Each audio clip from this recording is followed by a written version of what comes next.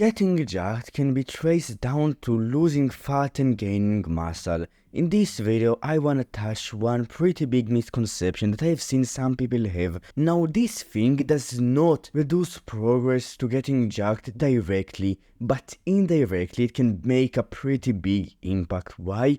So let's start with this. Analysis paralysis.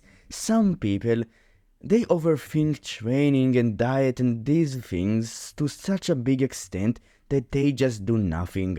They are paralyzed by all of the things that they think that they should be doing, that they don't do anything. But in reality, fitness should not be that complicated. Fitness can be traced down to a few core things that by doing, you improve it, and by doing you get more jacked, you build muscle and you lose fat. So I know that guy that a few weeks ago I met at the gym.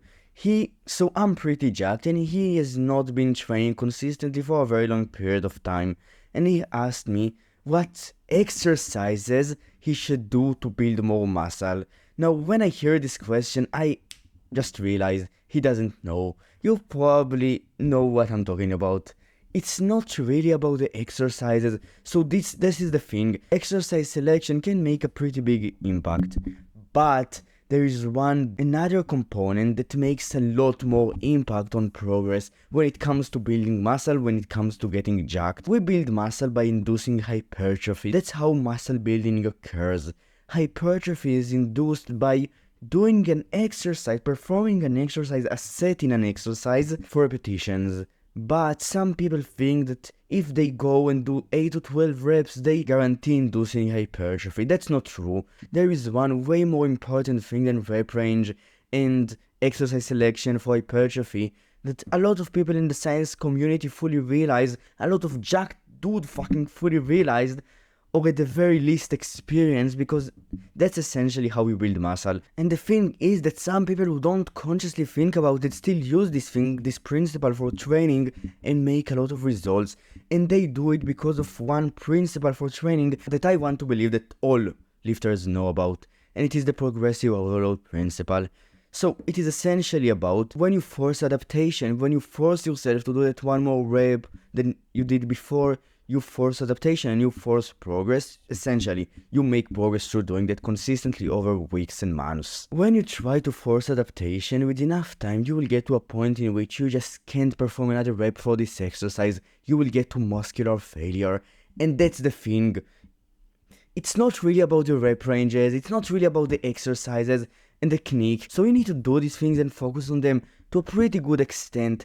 But once you focus on them to this extent, once you tick them off as a box to a good enough extent, to an extent in which you put tension on the desired muscle to target, and you do it for more reps than 3 and less reps than 45, there is only one thing that you really need to think about along with this another thing. And it is progressive overload with proximity to failure. If you consistently go and push yourself to your limits and get stronger throughout the weeks and get close to muscular failure for most of your sets, to some extent, right? You warm up, you go, you push yourself to an area reps and reserve of 3 or 2, and then for an area of 2, and then for 1, and you might take the last one to failure. If you train this way, I don't want to say guarantee, but I think that you essentially guarantee making progress.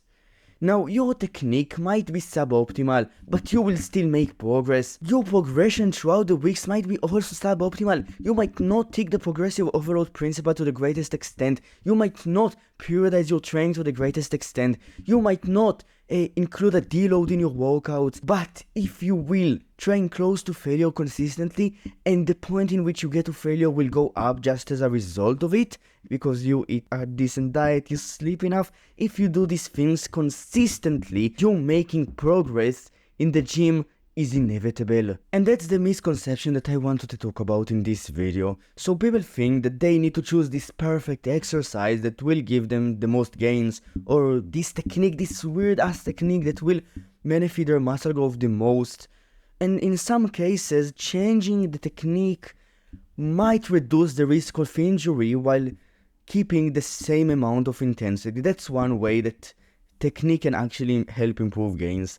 But outside of that, if you target the desired muscle, that's the level of technique that you need to keep in mind, and you control the eccentric part of the movement to a decent extent. You control it for 1-2 seconds, so essentially you have ticked the technique box off after doing these two things, essentially, right? You can still improve it, you can still reduce the risk of injury by a pretty large extent, you can still put more emphasis on the desired muscle to target and less emphasis on the other muscles, but that's the point in which the results from improving the technique start to diminish significantly, and that's the point in which you can go and direct your attention either in another place. So once you have habitualized putting emphasis on the desired muscle while also controlling the eccentric part of the movement, directing your attention towards your intensity and making sure that you progressively get stronger throughout the weeks, and you don't reduce the intensity throughout the weeks, so you force adaptation is more important.